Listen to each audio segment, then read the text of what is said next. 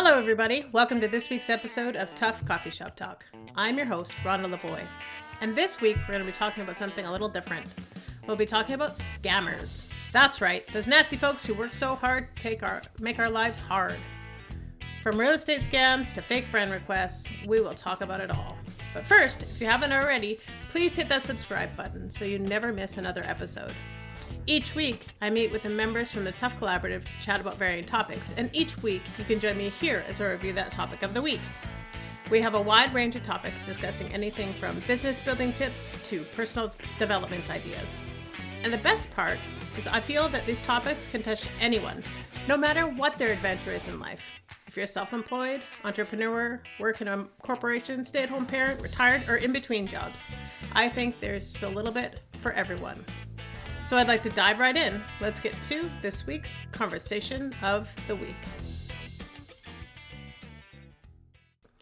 So this week we're talking a little bit differently, as this isn't actually a topic of the week that we had at the collaborative meeting, but it's something that just keeps coming across my desk and ultimately through my social media feeds that I think is an important topic for us to talk about and just bring to light all of the different things about it, just so everybody can become more aware, because the more aware we are, the more prepared we will be to combat all of these things that are coming at us. And I'm talking about scammers. I feel like they're in our face more than ever these days, and it's very frustrating because I just want to be able to enjoy my life without having to worry about what else somebody's going to do to me or someone that I love. And it's a bit of a struggle.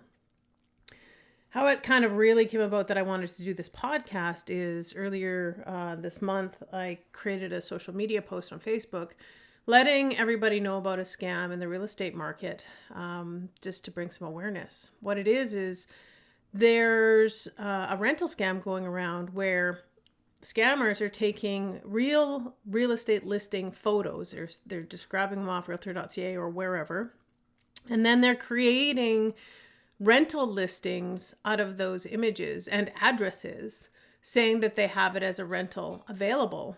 And then they're working always online, always via email or chat or whatever, and possibly even via text, but very rarely on the phone. And they're working with people to get their deposit. So they'll give them the address so they can do a drive-by, and they'll have an explanation of why they can't show it right now. You know, I'm out of town. I'm in Toronto with meetings. I can't get there right now, but you can do a drive-by, take a look. Here's all the pictures to give you an idea what it is. And, you know, this is the deposit amount if you want to secure it. You know, we can just do that by e-transfer, and then I'll hold it for you. And, you know, always a sense of urgency to it too. You know, I have lots of interest in this property. So, you know, if you want to secure it, definitely, you know, you'll want to get that deposit in right away. And then sometimes it goes so far as they send the deposit and they go to get possession on possession day, and they even work out that they'll be getting the keys from a lockbox that's a combination lock, you know, et cetera, et cetera, et cetera. That's why they can't meet them there. And then possession day, they go knock on the door and someone else lives there and goes, no, no, this is not a rental. This is my home. I did not rent it. And they've been, you know, scammed out of their deposit. And it's so heartbreaking because when you're renting a home, you don't have an extra deposit lying around just to throw about to give to somebody, you know, $1,500 or whatever it might be. It's a lot of money. So to be losing that it's heartbreaking. So I just want to help people kind of learn how to prepare themselves for this. Some of the red flags that you'll see in these ads is that maybe the rent is a bit lower than market rent. So what you would expect. That's kind of a red flag. If you never meet these people, or they're always out of town, or they always have some reason why they can't show it to you, another red flag. Things that I can do to help you, and this is what my post was about. I have ways that I, as a real estate agent, I have access to data that you don't as a consumer, and I will be able to help you determine if that listing is indeed a rental or not. For example, I can go and look at the history on that address to see if it was recently listed for sale or is currently listed for sale and what the history is there. I can also see who the current owner is. So if you tell me who it is that you're working with to do the rental, what their name is, I can determine if it matches who owns the property to determine if that's legit or not. That set of information isn't something that the scammers have, so they wouldn't be able to tell you necessarily that they're the ones, the same name of the owner as that it actually is. So a couple of red flags. So if you ever find you're in a situation where you're unsure, and this actually happens to quite a few people I know who are looking for rentals that aren't familiar with Saskatoon. Maybe they're sending their kids to Saskatoon for school, and I've had people contact me in this manner asking, does this seem legit to you? Because it seems maybe not quite right. And I've absolutely done this work for them to make sure that they don't get scammed out of this deposit money. Always better to be safe than sorry. Unfortunately, there are people out there that are less than they should be in a human capacity, and they just like to try and take people's money without actually having to earn it. So I like to be able to help you guys with that. So yes, if you're ever in the situation where you are wanting to rent and you feel like it's not quite up to par and it's in the Saskatoon area, give me a call, send me a text or an email. I would be happy to just double check a couple things for you to help prevent that for you. But this isn't the only way that scammers are doing their nastiness. There's so many things out there, and it amazes me how many of them there are. One actually comes up quite frequently for myself and Crystal because we buy and sell quite a few things on Marketplace. And there's what I call reverse e-transfer scams, where you will be contacted that somebody wants to buy something that you have on Marketplace or Kijiji or one of those places. And they want to send you an e-transfer right away to hold it because they can't come pick it up right away, but they're prepared to hold it. Often this will happen with higher ticket items, but isn't necessarily true. We've had it happen for, a few $100 table and have it happen for a $25 painting. So there's, a few different things there. But ultimately what happens is they're like, I'll e-transfer you right away. And they actually create what's called an e-transfer or a money request in their banking. And it's requesting money from someone else. So most of us do e-transfers where we send money to the recipient, but you can actually request money from a recipient. And what happens is they'll do this money request and they'll send it to you, and it'll feel really confusing when you go to do it, because it'll be like, oh, well, yeah, I'll go process this e-transfer. That's what you think you're doing. And it just doesn't feel right because you're having to enter more information. You don't just log in and process it. You actually have to say what bank account it's coming from and these things. And ultimately, it happens where people will go through that process, especially if you're not that experienced in the e-transfer world, and you'll send them money.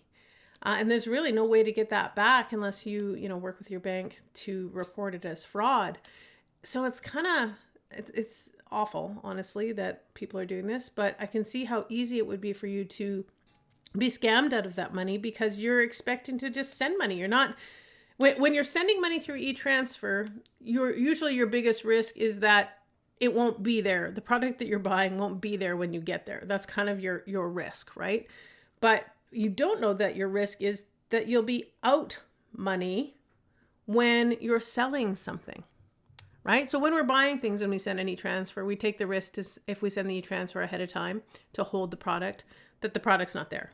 But when we're selling things and we're getting an e-transfer and we're a nice upstanding citizen that knows they'll have the product here when you're ready to pick it up, but then they send you this money request and potentially could be taking your money for something that you have for sale. It's awful. So yes, be aware of that. And it can be Facebook Marketplace, but we've also had it happen on posts that you've created too. If you have a public profile and you're saying, hey, I have these things for sale, this can trigger people to contact you to buy those things and then send this money request. On top of that, something else that happened to us in the fall, Brielle was in the school musical. She was in Shrek Junior the musical. She played young Fiona. It was wonderful. If you see me sometime, ask me to show you pictures because I will proudly do so.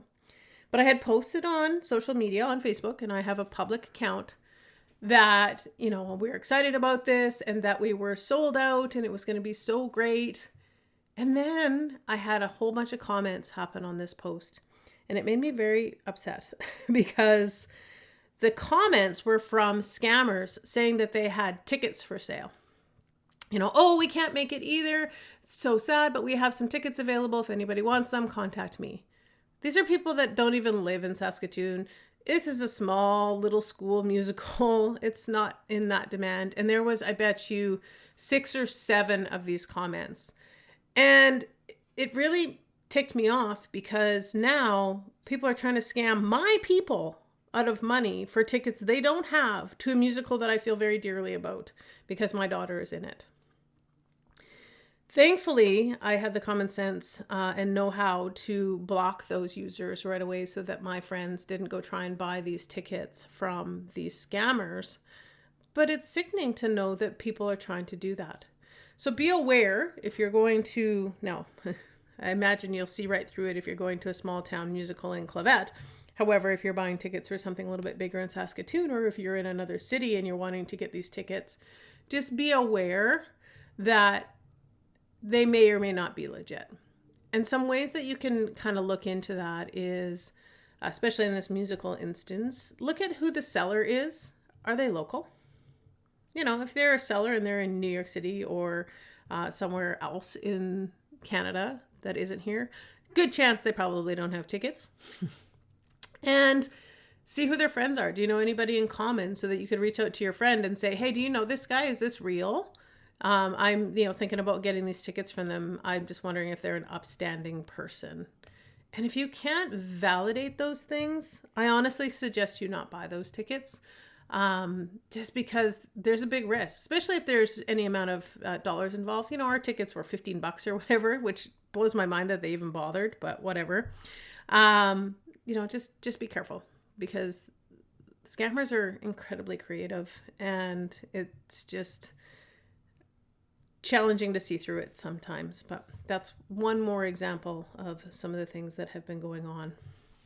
There's another type of scam out there. Sometimes you'll get a message or a text or an email from a company saying that your package will be arriving right away, but we have to process your import fees or some other fees to be able to deliver it. And often you can see through this because maybe you don't have a package coming by that courier that they've said.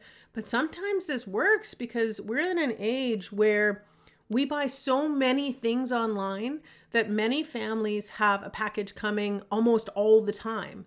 So it's not surprising when, you have something like this come up. It's like, oh, okay, fine. I just got to go process the $35 or whatever it is to pay for the import fee or the duties or, whatever it might be that could happen. Because it's kind of a legit request in the sense that that could happen. However, is it happening for your package that you have on the way? And it's common. Like I get them quite frequently. I know they're not real because I know when I have parcels coming and I know if they're coming via that service or not. But I could see how easy it would be to get sucked into this and then having to go online and process a fee or, send an e-transfer or whatever it might be. However, these scammers are trying to collect this money from you. But it's just one more way that they're trying to get a few dollars out of your pocket. And it's super frustrating for all of us. So yeah, please be aware. And I just want to take a minute and request that you do one thing for me. If anybody that you know that might be able to benefit from this podcast, please share it with them. Because I know that there are many people out there that maybe aren't as tech savvy as I am, or maybe a little bit more aware of things in this space, that they need this episode. By sharing it with them, you'll help protect them, because if they learn about these things, they'll be able to be aware of them. So when that happens to them, they can spot it and not get duped out of this money. So yeah, I just request, take a few minutes, share it with your loved ones, your family, your friends. Even share it on social media if you want to. It's by all means, I'd be happy for you to do so, because I just want to help you and help everyone identify these things so that they can protect themselves. And if I can save you from being owed $25 for some shipping scam, or, $1,500 from some rental scam, I would love to be able to do that for you. I just feel for everybody who gets sucked into these things, and I just don't want you to be one of those. So yeah, please share. So back at it here. The next one I want to talk about is a little bit of a longer scam. It takes a little bit longer than these ones that we've been talking about. They invest more time in it because there's hope for a bigger return on it. So this one I call an AI voice scam.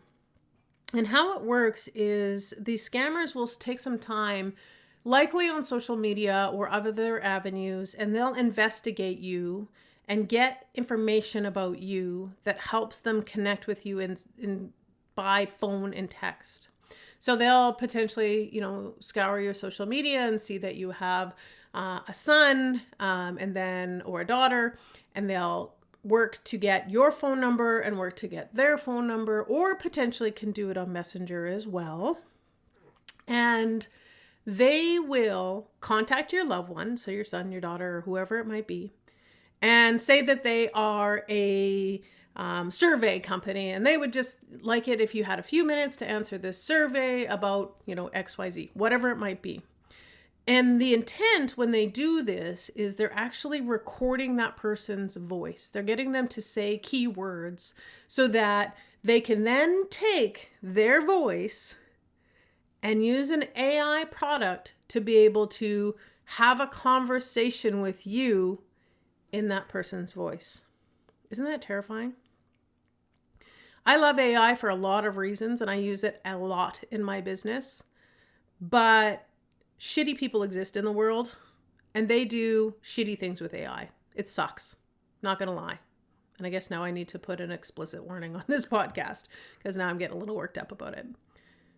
But ultimately, what happens is they take that voice, they give you a call, and they say, "Mom, Dad, I'm in trouble. I got arrested. I can't really explain much. This is just my phone call. I don't have very much time, but I need money for bail. And I need X amount of money, whatever it might be. Can you send it?" Or they'll call and say that they misplaced their phone. They're using their friend's phone, so that's why the new number. And they broke their leg and they need some money for their prescription and some crutches and whatnot. Can you e-transfer me some money and just send it to this phone number? And then they'll get, a few $100 out of mom and dad that way. And they always say that they changed the phone because, of course, you're going to phone them right away and say, why are you on this other phone number? So they explain why it's a different number and get you to send the money that way. And it's so convincing because they've done their homework. They've looked at your social media or other areas and said, Bob and Jane are connected to Peter, their son, and he's away at college. So it would make sense that, he can't come to me to go get the money for the prescription and the crutches. And they're using another phone. So there's a sense of urgency because they can't use this phone very long because maybe their friend has got to go to work or, who knows what it all is. The scammers are so creative, but ultimately scam you out of this money. In this instance, so first off, talk to your parents. If you're listening to this and you have parents and you're like, oh my gosh, my parents would totally fall for this, talk to your parents and tell them about this scam. Tell them that if someone calls you and it sounds like me and it's from a number that you don't know, call someone else. So I've talked to my parents about this. If this happens, if I'm calling you, it sounds like me, but I'm calling from another number and I'm asking you for anything that resembles money, call Crystal and find out what's going on. Or try and call my number because good chance I'm going to answer and tell you it's a scam. So talk to your parents. Explain to them what these scams are. The other thing is just be aware of how much you're putting your contact information and your information out there online because people, when they want to do shitty things, will grab that information and use it in crappy ways. So just be aware.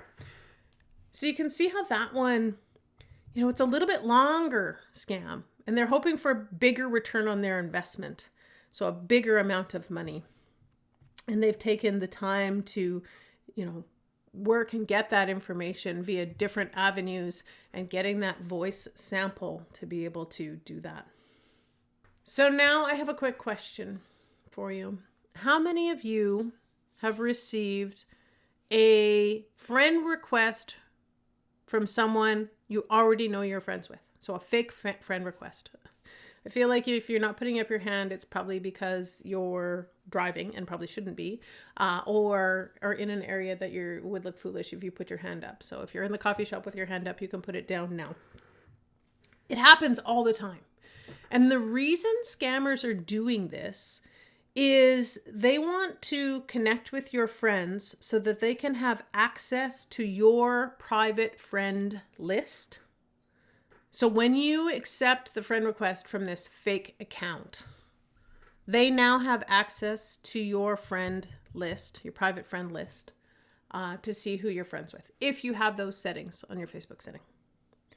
Then they're going to start DMing all your friends as you. And it could have varying things. It could be, hey, have you heard about this great new product and you should invest in it and it's blah, blah, blah, blah, blah. Or, I'm in trouble. I need your help. And they'll tell you a sob story of what's wrong with them. And you're thinking the whole time that this is your friend because you see this as your friend who requested you. So then you can get concerned and want to help them, which it almost always, I shouldn't say almost always, it always comes back to money. They want your money. So they're looking for you to go buy them some gift cards or send them an e-transfer or who knows what else. I'll give you this for you to give me that. They're so creative in that way. So that's why you're getting these friend requests, because they're going to start, DMing you and having these conversations. Or it can go back to that audio scam or the AI audio scam where they're looking at all of your information to learn who your friends are, to learn who would be important to you, to find out their contact information and all of the things so that they can do the AI voice conversation with you to try and get you to help bail you out or help you pay for something in some manner. So they're doing their homework. So when you have this happen, few red flags. When you get a friend request from someone, if they have no friends or one or two friends, they're a scammer. Don't accept them. Or they have no pictures or no history. The account was just created 3 days ago or worse yet, this morning. Scammer. Report them. Do not friend them. And I always report these people because if I report it, then it might slow them down from trying to do this with somebody else. So those are some red flags in those fake friend requests. And that's their purpose. It's just to gain information about and ultimately to scam your friends. Not necessarily you. You may have no ill effect from it, but your friends may. So pay attention to those fake friend requests. Report them when you can. Note when you're paying attention to what they are, what are the red flags for them. Another good thing to do as a suggestion is go search your friends. Do you already have that person as a friend and they're active on their social media profile? Then this is definitely a scammer. Report it. And the faster we can report these people, the more walls you're putting up in front of them to slow them down from their scam. Unfortunately, they'll probably keep going because they do finally click on that one that accepts and they are able to, reap the rewards from it. But the more we talk about it, the more challenging we'll make it for them. And, maybe we'll be able to stop them in some of these avenues from doing these things because, who wants to lose the money in these ways? If we can stop them, I think it would be amazing. So another one that is kind of that long hustle, and this one really makes me sad, is they troll obituaries. Scammers troll obituaries looking for widowers and family members of the deceased to try and scam them out of estate money. This can happen multiple ways.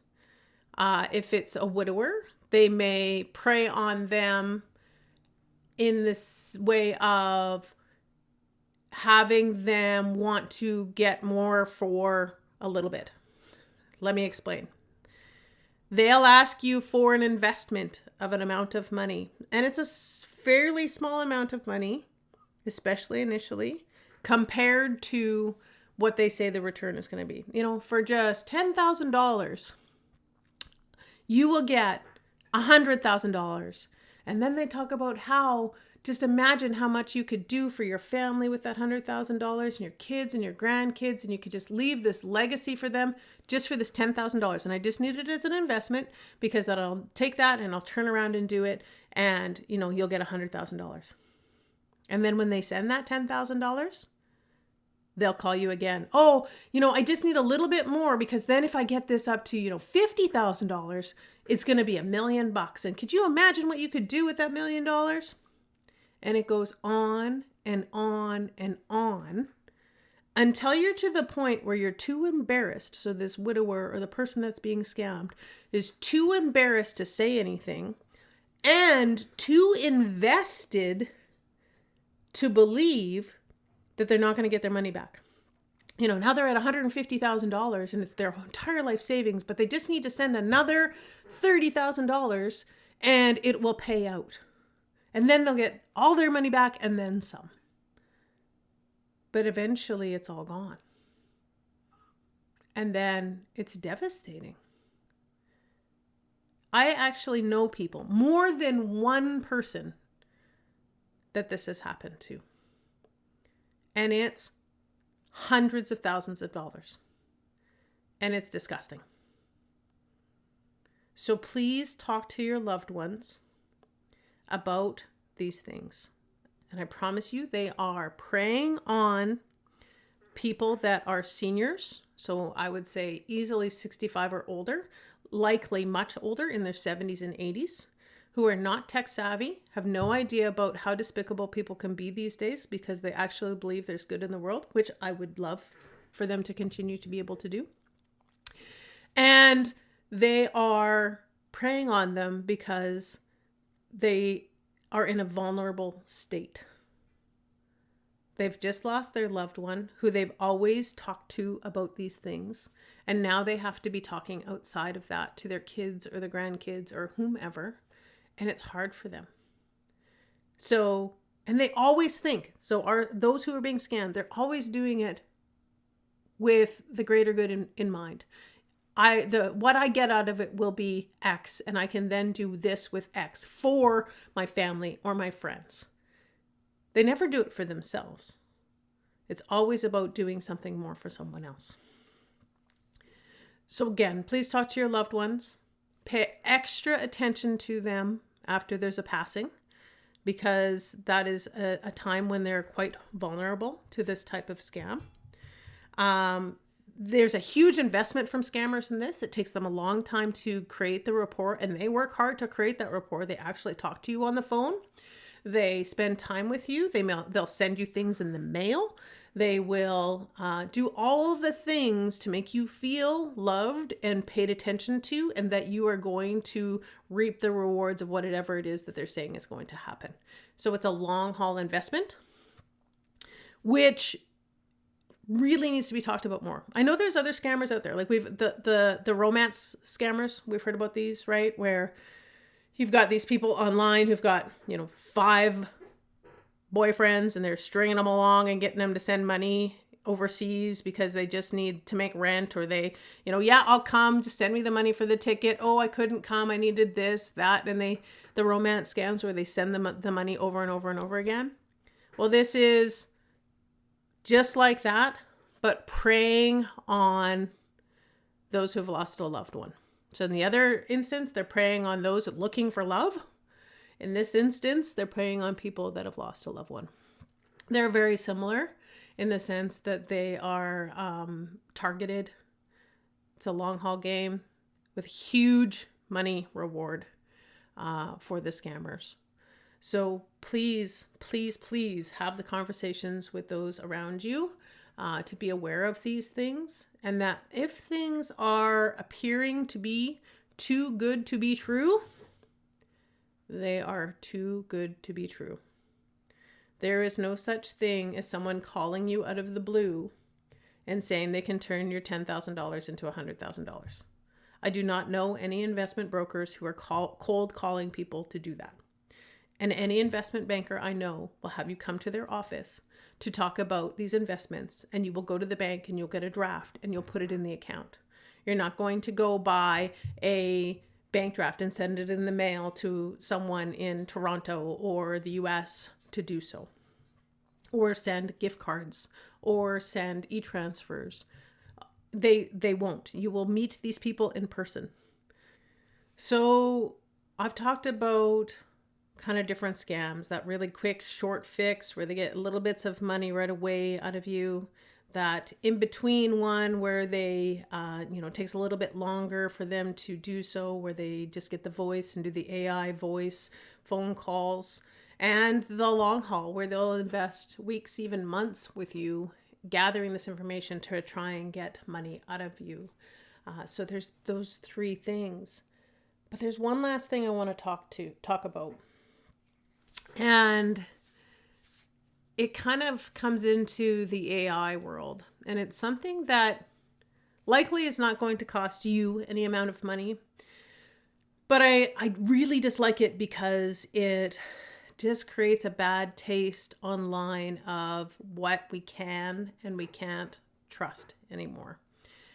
And this bothers me because I miss the days where I could go and I could read an article or see a headline and know that the headline was true.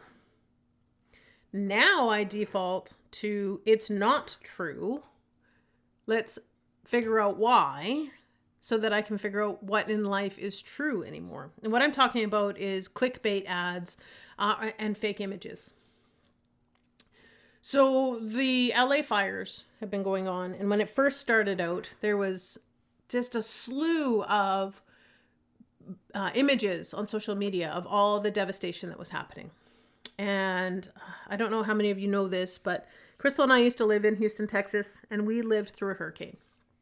And anytime a natural disaster happens now, I'm extremely aware of paying attention to what is being shared, because it isn't necessarily true. As an example, when we were in Texas and we lived through Hurricane Ike, it was an incredible experience, very humbling. Definitely something I never thought in my life that I would experience. We were totally fine. We lost power for a few hours. It was very windy. There was a ton of rain. Our fence went down. We had a little bit of damage to our property, but we were completely fine. But our family back in Canada were so panicked because the news was reporting such devastation. And of course, they're posting the worst of the worst. And I finally had to tell my family to stop watching the news. I said, stop watching the news because what they're showing is not necessarily true. They're already showing you bad places just gone worse. Like that guy they're showing on there was already homeless. Like he already looked in poor condition before they videoed him. They're going to show you the most extreme images, even though that only represents, a quarter of the percent of what's actually happening. So stop taking that in and stop worrying about me. I am fine. Now, I will say, yes, there was devastation. Yes, there was lives lost. I'm not trying to downplay those things. My point is that you can't believe everything that you see. You can have empathy for everything that is happening. You can absolutely try and contribute the way that you can, but do not look at those images and assume that they are all true, because they're trying to create a hype. And I'm not just saying the news outlets. This is everywhere now. They're trying to create a hype to be able to get more clicks. Isn't that disgusting? They create these images just so that they can get more clicks. That's all it's about. Because if they can get more clicks, their website will rank better, which will ultimately get them more revenue on ad spend. That's what it is. That's what clickbait is.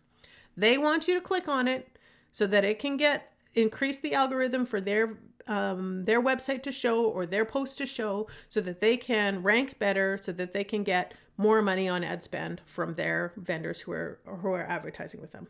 That's it. So back to the LA fires. I'm watching social media feed fill up with these fires, and it's devastating. There is no doubt it is devastating. But there are images on there that are absolutely false.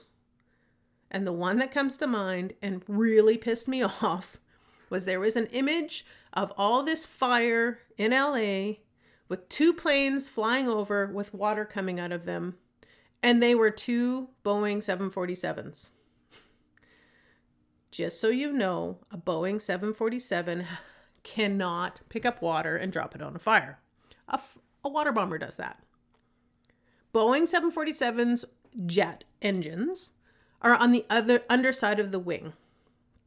If that plane were to go down to try and scoop up water off of the ocean, those engines would go in the water and it would be destroyed. Not true. You cannot use that kind of plane to be able to put water on a fire. Absolutely false. You also saw images of the Hollywood sign on fire. Absolutely false. All it was clickbait to try and get you to click on that image, to increase the quantity of people that went there, to increase their audience, to increase the algorithm so that they can increase their ad spend and make more money off their ads. Same goes for when you see postings online of Taylor Swift and Travis Kelce are engaged. See more here. See the images. They're not engaged.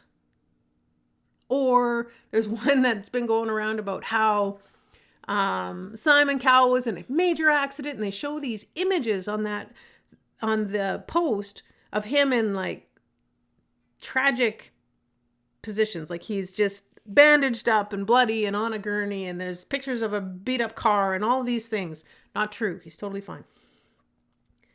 The other one that irritates me, because I don't fall for those images. I don't fall for those clickbait because they're just too extreme. But the one that bothers me is when there's an actual legit article I would like to read, something very simple that I just want to read, or there's an image with that article, and then you click into the article and that image isn't there, or the article doesn't align with the headline of the article. That one bugs me because sometimes I actually want to read what they said the headline was, but it's made up. And the point is just to get you to click on it. Clickbait ads, that's what it's called. If you ever wondered why you click into it and get frustrated because that's what it is, they're just trying to get more clicks there so that they can increase their ad spend. That's all it is. So that's it. That's the podcast for today. I just wanted to talk about scammers, bring to light some of the things that people are doing. It's kind of a gross topic, not something that I like to talk about because it frustrates me, if you didn't figure that out. I get a little frustrated talking about it. My blood pressure goes up a little bit and I talk more with my hands. If I had a video podcast, you would see that. I absolutely talk with my hands. But I wanted to do it because I want you to share it with your friends, to bring awareness so that they don't get scammed, or you don't get scammed, or your parents or your loved ones or your grandparents or great-grandparents do not get scammed out of money or scammed into clickbait and get annoyed. If we can start battling these things, maybe we can curb things back into our favor so that some of the crap we read online is actually true. That would be nice. Believable. You don't have to guess everything. And that we don't have to worry about buying and selling things online and losing our money, or, renting properties and having it not be a real property. If we can battle these things by bringing awareness to it and making them less successful at doing them, maybe we can claim some of that back. Well, that's our episode for this week. Thanks so much for being here. It really does mean a lot to me. If you haven't already, please subscribe or hit that follow button, as I'd love it if you came back week to week. And if you're looking for more information on the membership, check out tuffinstitute.com. That's TUFinstitute.com. Or if you want more information on my real estate business, you can check it out at rhondalavoy.exprealty.com, or just Google my name, you'll find me. Looking for my socials? I'm on Instagram at Rhonda_TUF and on Facebook at Rhonda Lavoy. I actually recently converted everything into a professional account, so I just have my personal profile now. So Rhonda Lavoy is how you'll find me. Reach out anytime.